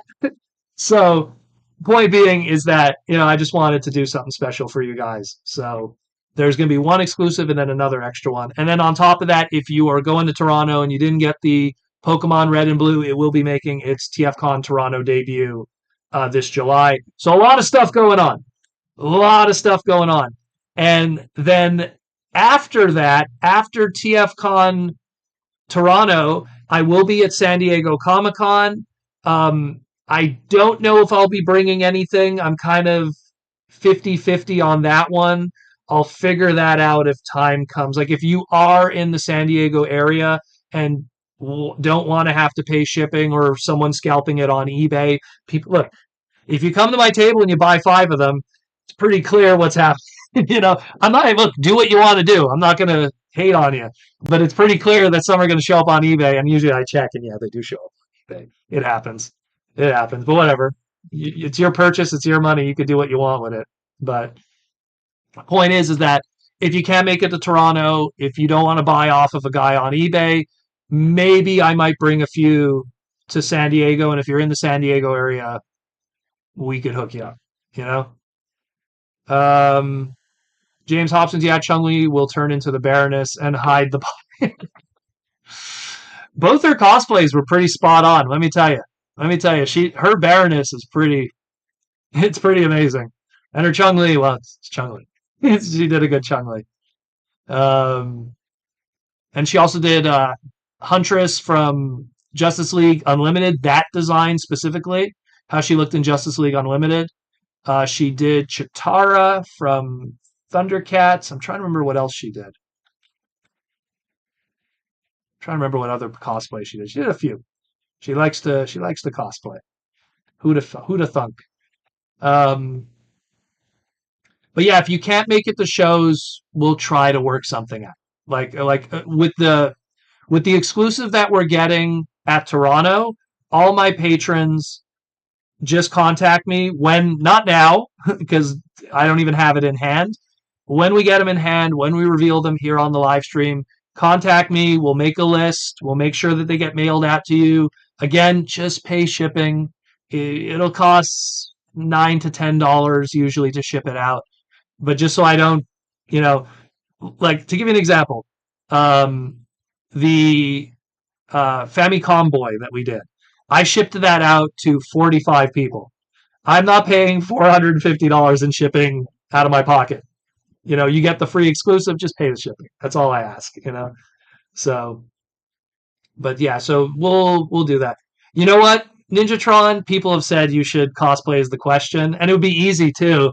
But I cosplayed as Nightwing for a Halloween party with her. I guess you don't call it cosplay when it's a Halloween party. So she went as Huntress. She brought her Huntress to a Halloween party, and I went as Nightwing. And yeah, Dick Trayson is practically naked in that outfit. Spandex is interesting to say the least. But so I just wanted to put that out there. There's going to be an exclusive that's going to be revealed. I am literally looking at the prototypes right now, but we only have the prototypes right now. We don't have the final product just yet. So stay tuned for that. That will be revealed in the coming weeks. Probably not in May, but maybe in June. I'll find a time that we'll do the big reveal, and then we'll have wiggle room to announce everything. Because if I remember correctly, TFCon Toronto is the first week of July. Is that correct? Uh, but yeah, that's what's happening. But that's it more or less for everything else. I think I got everything covered. So I guess we'll just open it up to super chats and YouTube member questions, and then we will just relax the rest of the meeting. I think we got like a good 35 minutes left in it. Second weekend. Okay. So it's the second week. I know that there's one, and then I have a week to relax, and then I have San Diego. Where last year was San Diego, TFCon, and no, it was TFCon, San Diego, Otakuthon, 1 week after another. By the time I got to Otakuthon, I was a zombie. I lost more hair than I already lost. It was insane. It was like, oh my god. 3 big conventions every single weekend. Only 2 of them involved traveling, luckily. Toronto, a little bit of driving, 6-hour drive with the crew, and not LA, San Diego for SDCC is a bit of a flight. It's like a good 6-hour flight each way.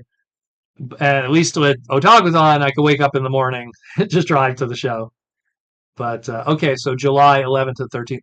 I don't pay attention to these things. I'm so bad with it. Like people are always like, "How do you not know the dates for any of this stuff?" I'm like, I don't worry about it until like the month creeps up on me. I know it sounds crazy, but it's just like that's just kind of what I do. Like right now, I'm like, okay, May's coming. What's happening in May? Free Comic Book Day, first weekend of May. That's all I have to know, and my birthday. But my birthday's later. It's later in May. That's all I have to know for May. And then it's like June. What's happening in June? My comic book's coming out. That's about it. Nothing else in June. I think there's like 1 or 2 small little conventions happening in Montreal, but that's literally it for June. And then July is going to be stacked. August is going to be stacked because that's always like convention season. So it's going to be fun. It's going to be fun, to say the least. What we have here was a Horndell. I already bought a ticket for the TFCon Chicago. I'll see you there.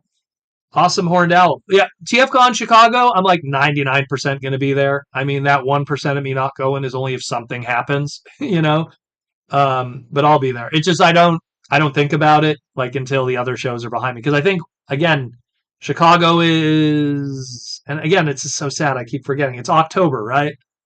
So that's still, it might as well be a lifetime away. It's still so far away, but I'll be there. And Chicago's easy. It's a quick flight. Montreal to Chicago. It's a hub airport. So it's like super easy to get there. It's super easy to find flights. Like, getting flights to like Baltimore is way more difficult. Getting a flight to Chicago, probably the easiest. It's probably the easiest flight you could get anywhere in the world. Because them and JFK, those are like the 2 easiest airports to get flights to. So it'll definitely be one of those kind of things where it'll be easy to get a flight and everything. But Bigum will be there too. Awesome. Awesome. Um, I'll answer Young's question. Young is one of my fellow Montreal or Gundam crew guys.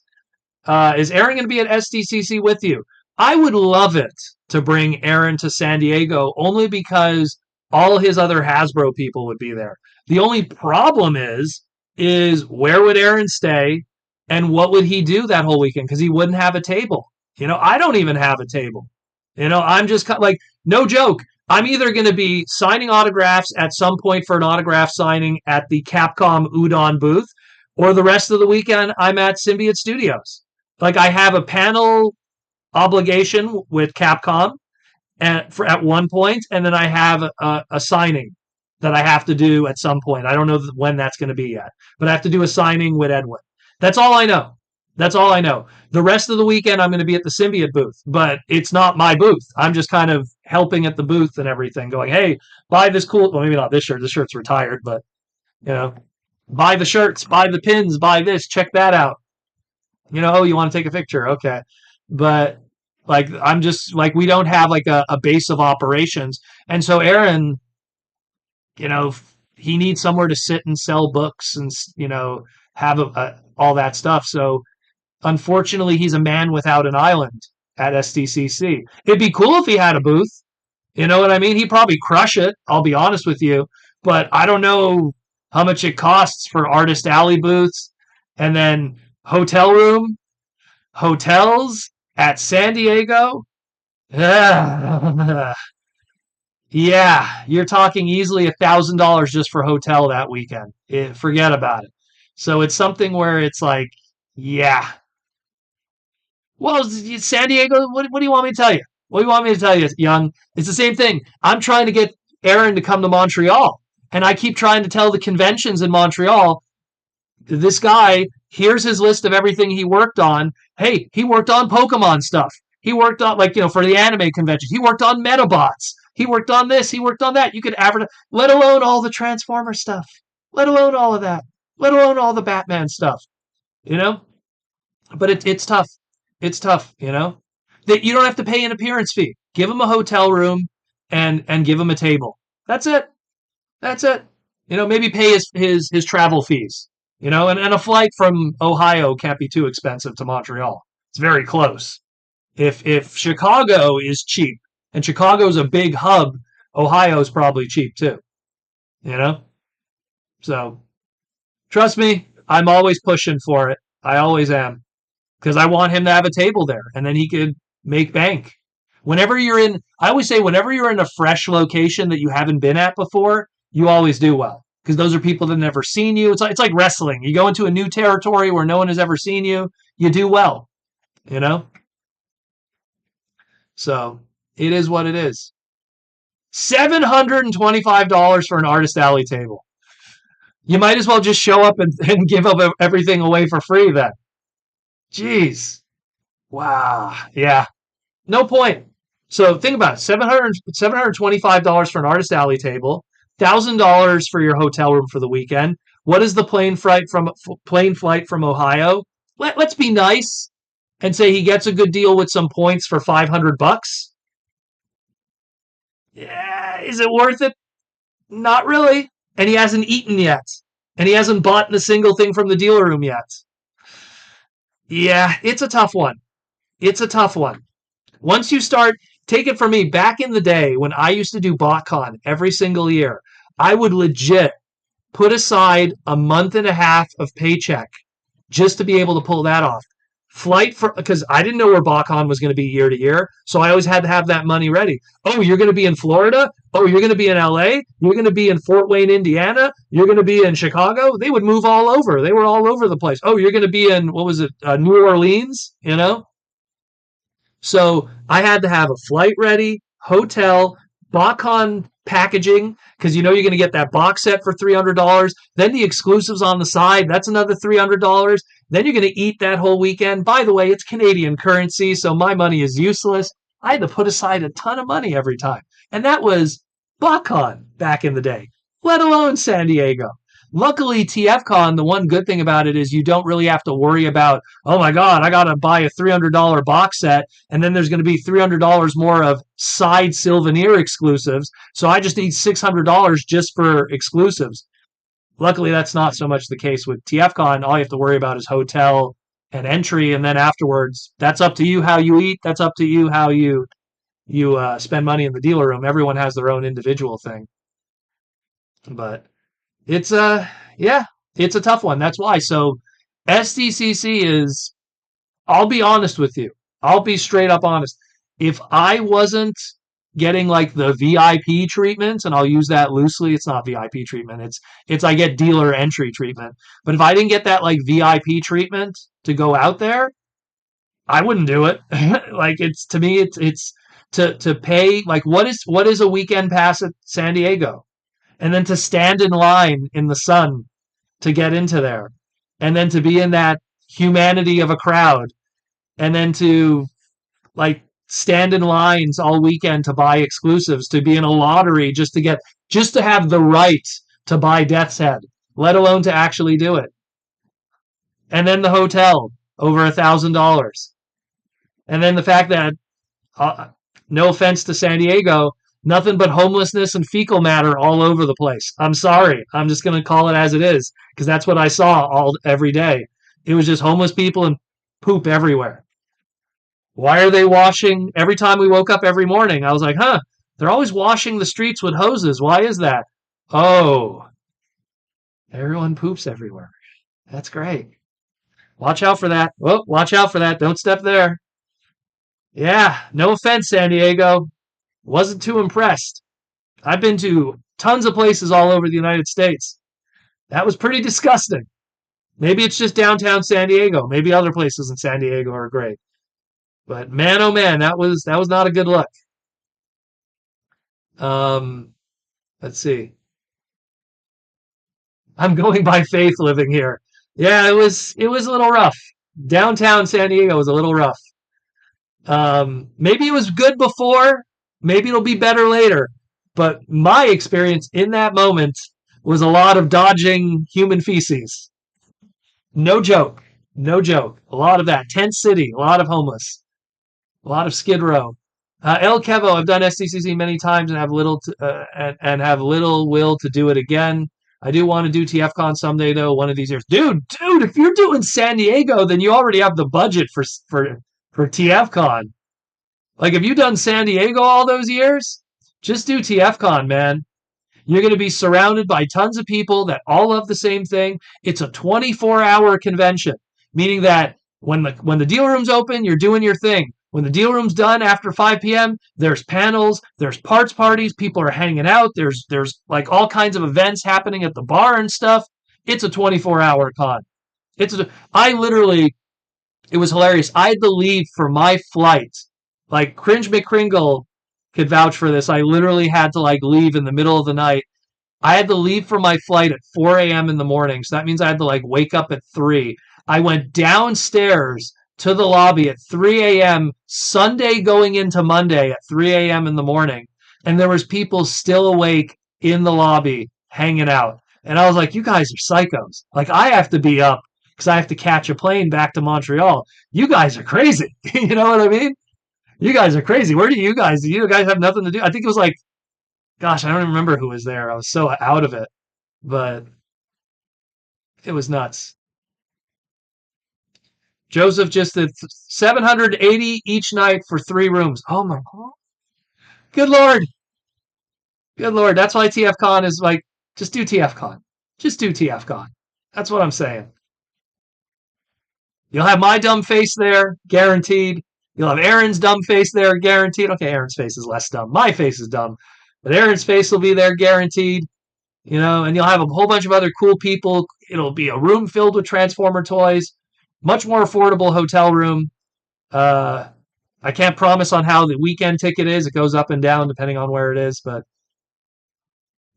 Ashnod, Cali is as bad as a lot of third world countries. Well, I wouldn't say third world country. At least the roads were good. It's like it wasn't dead people in the streets.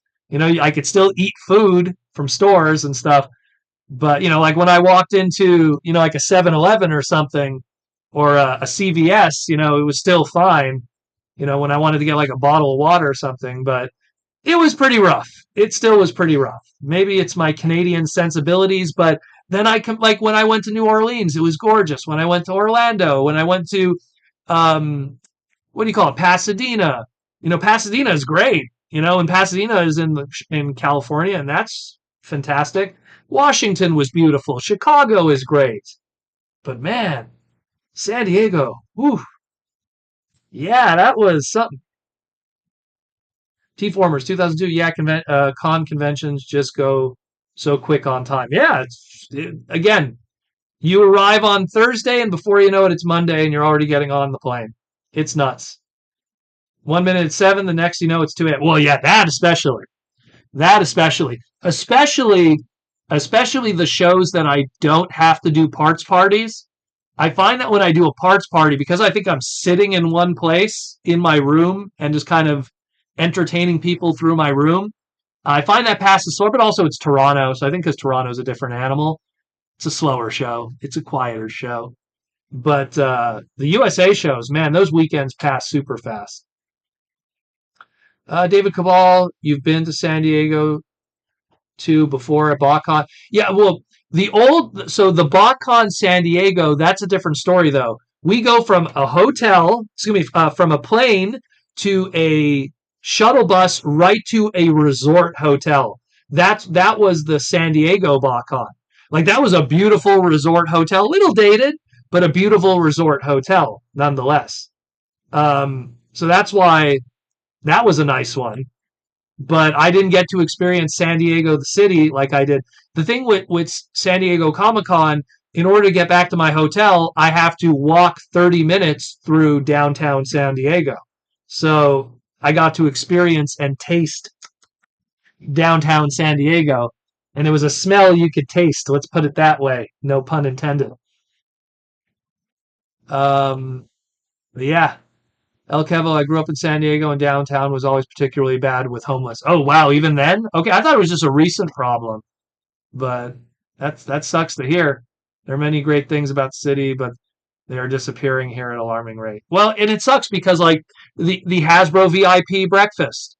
In order to get to that, you have to walk through downtown San Diego and find this specific hotel that's like near the Padres stadium, and then like it has like a view over the Padres, baseball stadium.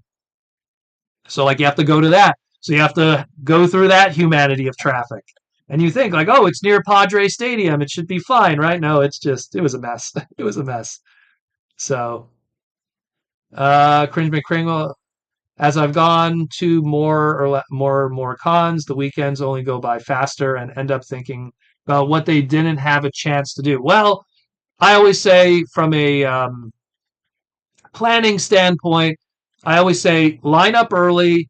Uh, I always say get the autographs first, only because it helps you not have to worry about anything else. Because the worst thing you could do is go, oh, I'm going to get that autograph later, and then the guest leaves early. And that's happened to me personally a lot. A lot of times I go, because I'm stuck at a table with Aaron, we're doing our thing, and then I'll be like, okay, I'll get so and so's autograph later, and then you find out, oh, they only did Saturday, or they're going to do Sunday, but they're going to leave at lunchtime. So I always say get the autographs out of the way. From my own personal F ups, I've screwed that up many times. So that way you don't have to worry about it later. And then afterwards, then do your shopping, do that, and then chill. And then just chill with the peeps. After you get some cool stuff. Oh, dude, I got the cool, missing link, dude. Yeah. Or get yourself some blockies, and then just chill that weekend. Talk with people that will have the same interests as you. That's the best part. Even if you're someone who's shy or you're someone who doesn't know anything about anyone, that you don't have any friends there, you could literally just go up to another person and go, who's your favorite character? And you know that you could talk about Transformers. That's how easy it is. It's super easy. So many people that I know that came to the TFCon Toronto's, they made lifelong friends with people that were complete strangers to them that weekend. But then you just go to the bar and you hang out. So it's really cool stuff. And my dumb face will be there, so you can always talk to me. If you're worried, if you have no one to talk to, if you're bored, just come to me. Come bug me. Maybe my dealer table will be busy, but in the evenings when I'm at the bar, just come bug me. I'll be there. I like to talk in case you haven't noticed. I just talked for 2 hours straight to a camera. I could talk. El Kevo, that's awesome. I don't want to go back too often, but I'm always shocked by how much my childhood doesn't exist anymore. Well, things change. I grew up. So me personally, I grew up in a very rough ghetto area of Montreal called Côte de Neige. Anyone who knows knows. Every time I tell people where I live, they're like who live in Montreal, they're like, "Man, that place is so ghetto." It's slowly being gentrified now. Now all these condos are being built and stuff. Things change. Sometimes for the better, sometimes for the worse. You know? Yeah, TF like Ninjatron. He's met a lot of lifelong friends that he respects and cares about at TFCon, and he's also met me. You know, so it works out. He's met respectable, amazing people that are talented and intelligent and handsome and good looking, and he's also met me. So it works out.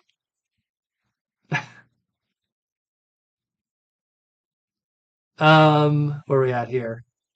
David Cabal, TFCon was way better than San Diego Comic Con. It's more personal and feels like home. Well, it's a different kind of show. I mean, I'm not going to knock San Diego in a comparison to TFCon from that side. San Diego is like New York Comic Con, or even like to compare in Montreal, Montreal Comic Con. Those big multi pop culture crazy conventions with tons of cosplay and tons of voice actors and all of that, and expensive spot, minimum $70 autographs and meet and greets and crazy panels. Those ones you can't compare it to TFCon. TFCon is big, but it's not in that crazy like, oh my god, I need to like take out a mortgage big, you know, like that's a whole other thing. Cringe me, Proto Man, the guy who yaps. I talk. I'm a talker. That's why I have a podcast. It kind of works out, It kind of works out for me. I like Colin, who runs TFCon, said it the best to me. It was TFCon. I think it was like 2012. This was years ago, and I remember Jim Sorensen. I think it was Jim Sorensen. Like whatever, he couldn't make it to TFCon. He missed his flight. He wasn't going to be able to do his panel as a result. And Colin came up to me and he's like, "Jim's not going to be able to make it. I need someone to fill the slot in the panel room. Could you do something?" And I said to Colin, I'm like, "Oh, Colin, I don't have, like slides, right? Like I don't have anything ready." He's like, "Really, Daniel? You can't just get up there and talk for an hour?" And I'm like, "You're right."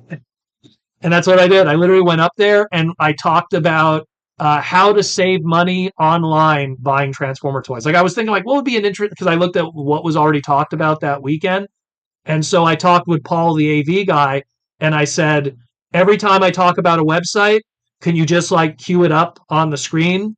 And that would be my slide, right? And he had the internet obviously on the computer and I'd be like, "Hey, you're looking to buy Japanese stuff? Yahoo Japan auctions. Like, here's opportunities. Oh, you don't have a middleman? Here's these websites. Oh, in my opinion, you buy Masterpiece Transformers. What is the cheapest website to go to? Oh, you want to do pre-orders? Buy the case of Transformer toys because you maybe own a store. Here's these websites." So I kind of like did a panel talking about that.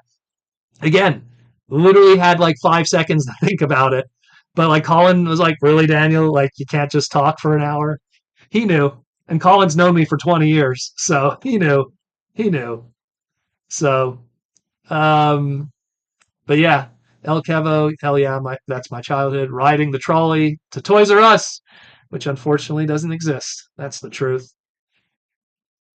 Uh, David Kamal, we got to link up, bro. I'll get you carnasa fries at Super Sergio's. I never even heard of that. That's cool. El Kevo. Oh, you can hang out with Kevo. Oh, there you go. But yeah, every time I'm in the LA area, I try to hang out with David Cabal. He's my boy. I've known David for years. So, uh, We need that. We need that money saving panel more than ever. Well, that's the podcast now. Every time there's a new product, I always give my opinion. I stand by. Look, guys, right now it's wave one, right? We're in wave one, age of the primes. You don't need to buy stuff right away. You don't. There's going to be plenty of aerial bot limbs. There's going to be plenty of Solus primes. I think the only thing that I'm having difficulty finding, and that's only because it's been confirmed that it's one per case, is Prima. But it would not surprise me if a future wave of Age of the Primes is going to have Prima as a filler. I have still yet to find Prima. He's the only thing that I want to get brand new because I want to have it in the box because it's the first 13, you know. Like Solus, I'll get her later. Like I want her, but I'll get her later. Like if someone buys her and goes, you know what, just buy it loose complete from me, like at MSRP USA because I don't want to pay Canadian MSRP right now. I'm not paying $50 for a deluxe. You know, I'll buy a Solus in the States. I'm willing to pay American MSRP and pay conversion with American taxes than what it would cost in Canada. In Canada, it would cost me almost $56, $57 after taxes. Why? For a deluxe? Screw that. You know? But I'm willing to do it for Prima Prime special case. Special case. I might buy them off of Amazon. Maybe there'll be a sale. I'll wait for something. Again, wave one. Wave one stuff, there's never a shortage. There's never a shortage. David Paul, Protoband, did you go to any midnight console releases? I literally went to GameStop just to pass through today because when I went to the Toys R Us, and I talked with the guy behind the counter, and he had a big sign that said, Switch 2s are sold out. And I asked him, how was the console release? He's like, we sold out in like 15 minutes. And they did one console per person, and they just sold out like crazy. Do you know how much a Switch 2 is in Canada? $700. Yeah. Look, I will say this again. Every Nintendo console I have ever owned, going all the way back to the original Nintendo, the very first Nintendo Entertainment System, every Nintendo console I've ever owned, I never bought the first week it was out. I never bought the first month it was out. I never bought the first 6 months it was out. I always waited. Same thing with the handhelds. I never did it. I think the closest thing I could say to getting the first, 6 months, the Game Boy Color I got as a Christmas present. So when that came out, I think I got it like the first 2 months it came out. That's it. Everything else, DS, and I play them all like crazy. When I got my DS, played it to death. But I waited for the Hot Rod Red Special Edition to come out 6 months later. It was when Mario Kart came out. So I'll wait. And you know Nintendo, there's going to be some special version they'll do later that has, throwback colors with a pack-in game, and it'll be like $50 cheaper, and that'll be that. So I'll wait. Not to mention I have tons of games to play right now. Limited Run Games just sent me the Double Dragon collection and the Clock Tower collection. I have those two now. Throw that in the queue for the Nintendo Switch. So I'll be fine. I'm in no rush to play Mario Kart with a low-resolution camera. It looks cool, don't get me wrong, but I'll wait. I'll wait. That's money that could be better spent elsewhere, that's $700, you know? Why? The big one I'm having trouble finding is Megatronus. At least Hasbro Pulse is about to get them in stock. Well, again, the problem with leaders are they're one per case. But because you get one of each. So leaders are always one per case. Voyagers, they're usually two per case, but the problem is it's three per case of product. You get 2 red alerts, 1 Prima. So Prima's 1 per case. And in the case of the deluxes, it's 8 figures in the case for 2 of each character, so you get 2 of each. And what usually retailers do, they buy 2 cases of deluxes, 2 cases of Voyager, and 1 case of leader.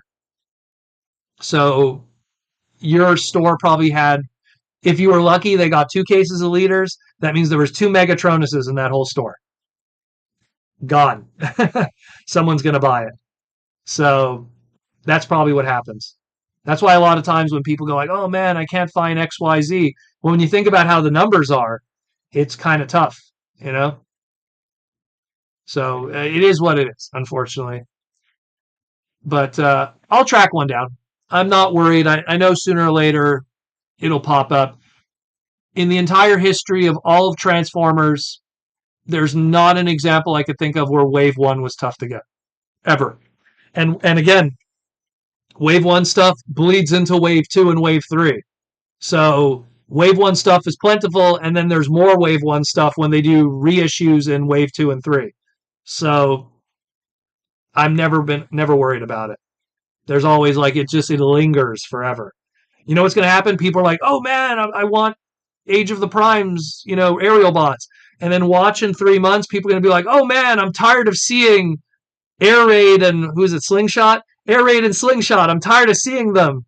I keep seeing them at my Walmart." Yeah, because Wave 1, there's plentiful. They linger. Tired of seeing Solus Prime, They linger. Oh, I'm pretty sure people are seeing tons of red alerts. I know I am. Every Walmart I go to, I see red alert, red alert. Yeah. So it'll be good. El Kevo, 2 of my 3 Walmarts in my area don't carry Generation Studio Series anymore. I'm pretty much buying online, which is another way that people have to go about it. I did score most of the Wave 1 through Target sales, though. Well, yeah, that's how a lot of people got their stuff. I heard there were some really awesome 30% off sales that were happening. I would have loved to get it through that way. That would have been really cool. Already the American prices are better than the Canadian prices, and then 30% of that, and it's American taxes, which are way cheaper than Canadian taxes. Sign me up for that, you know.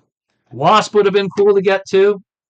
That was something that I was pushing to get done through BotCon, and it never happened, and now it finally happened, so that's awesome. And I'm not saying, "Oh, that was my idea." No, it's just that Wasp was supposed to happen. He ended up never happening. There's prototypes of the original animated Wasp. And then when BotCon was still a thing, when I was working behind the scenes with them, working on the box sets, the pitched idea for 2017 was going to be an animated. I think it was called Animated Redux was the prototype name, and we were going to do Wasp as, I think it was the free figure. Was it Wasp or Bumble or Cliff Jumper? I think Wasp was the free figure, and Cliff Jumper was the one in the box set. Yeah, he was the one in the box set because he had to have the Hydra Dive armor with him. That's why, because it was going to be using the Hydra Dive Bumblebee mold. That's why. And then the Wasp was going to just be the Bumblebee straight up. So it is what it is. Why? Most of my TFs in the past 5 years have been online, but then I get stuck in a loop returning them when they have bad or defunct paint. Yeah, that's also the unfortunate truth. I started noticing that around Cybertron, like around that era is when all of a sudden there stopped being a consistency in paint deco.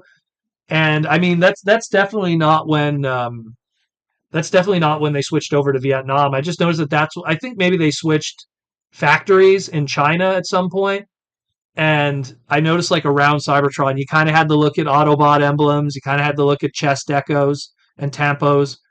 Where like I look at like I could probably buy 100 Energon Rodimuses, and they'll all have the same perfect flame deco. But then I could buy like 100 like Excellions from Cybertron, and they all have different quality control. And I think it started after that. Aaron would probably have to speak of it. He probably knows better than I do, maybe which factory it changed to. Because I know Jetta Plastics was the one that they had in the new era in China, Jetta Plastics industry in China. But I don't know what they had before. Like we're talking like Energon, Cybertron era. Like I'd have to like dig up old receipts from like distributors and stuff and maybe get that. But Kringle got my Megatronus for 35. Oof, I'd pay 35. I'll pay 35 USD in a heartbeat. Um, Vietnam, the switch to Vietnam happened in 2015. So the Vietnam factory switch happened in 2015. So Robots in Disguise 2.0 and The Last Night? No, Age of Extinction. So Age of Extinction, The Last and Robots in Disguise 2.0, that was the switch over. So 2015 was the switch over. Coincidentally, around the same time that we left the Aaron Archer era and entered the John Warden era. So also just starting Combiner Wars. Just starting. That's when Vietnam started all of that. And then it became a mainstay. It wasn't all product. I think Masterpiece was still done in China up until 2018 or 19. Because that's like the more high-end stuff. So they wanted to keep that in China for a bit because they were trained for that stuff. And obviously you want better paint deco on Masterpieces. So I think it took them a while before Vietnam took over the Masterpieces, but it was 2015. I remember specifically because I remember those discussions all those years ago when the switch happened and it was a big deal. So, uh, Joseph Ryer, Hasbro just charged me $84.85. I wonder what that is. I don't know. What did you order?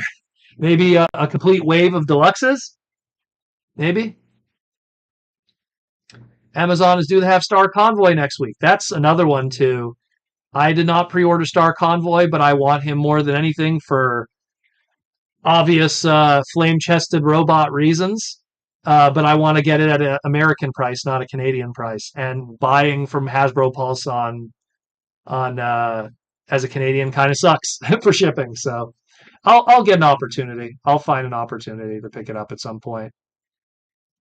Even if I have to buy it and pay a little more at TFCon, I'll do that. So, uh, Revenge of the Fallen toys from Vietnam. There is no way. Hold on a second. What do I have that's Revenge of the Fallen that's packed, that's carded near me? Do I have any Revenge of the Fallen? Hold on. I do. One moment. One moment. I have a error packaging that was gifted to me many years ago. So this is a Revenge of the Fallen 2-pack of Starscream and Smokescreen. But do you notice something about this? It's Starscream and Starscream. And they put the other Starscream backwards. So this is an error pack.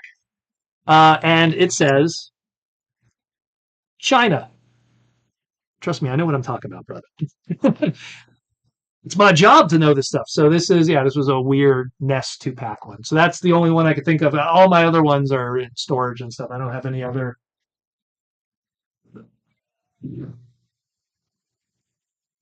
No, not that I know of. But yeah, so there's some Revenge of the Fallen product. And there you go. I have some Dark of the Moon stuff around here somewhere also because I know I have an Optimus. Here's Dark of the Moon. Let's grab, this guy is Dusty. Very dusty. What's up, Butters? So this is Dark of the Moon Optimus, Special Edition, Movie Premiere Edition. China. Trust me. We're not going to go through every movie right now because then I could do Age of Extinction. That would, because I have some carded Hot Rod stuff. But yeah, China. 2015 was the turnover. 100%. Mikey Louie, what's up? You literally showed up in the last minute of the live stream. I gave you guys a shout out a few times.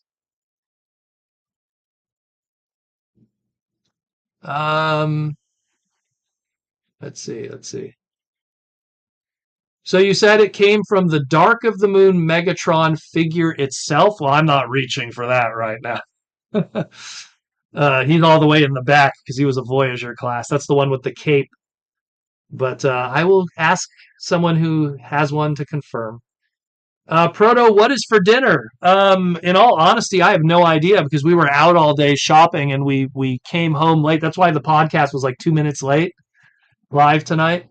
But yeah, I don't know. I'm probably gonna make maybe like, I don't know. Maybe I'll make like broccoli and some like Chinese dumplings or something because that's easy to do. Just steam everything because I have like these Chinese steamers like that you just put water and it does it through a bamboo. So I just put a whole bunch of dumplings on one side, put a whole bunch of broccoli on the other side. I put rice in the rice cooker. In 15 minutes, everything is done and it's all healthy.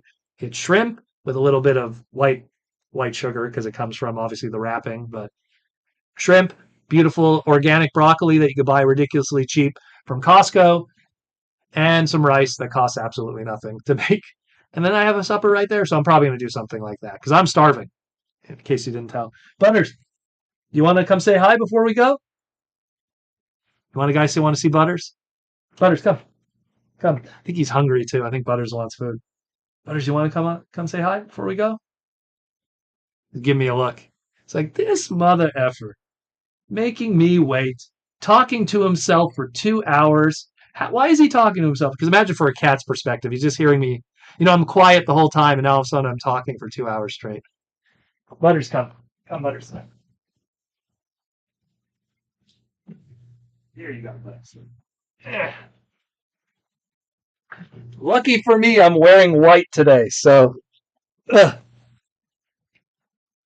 There he is, sir. How are you doing, sir?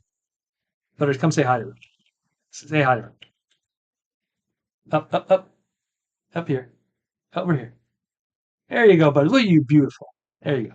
You can go if you want. He's going to probably chill now. Now he's going to be comfortable. He's settling in. Anyways.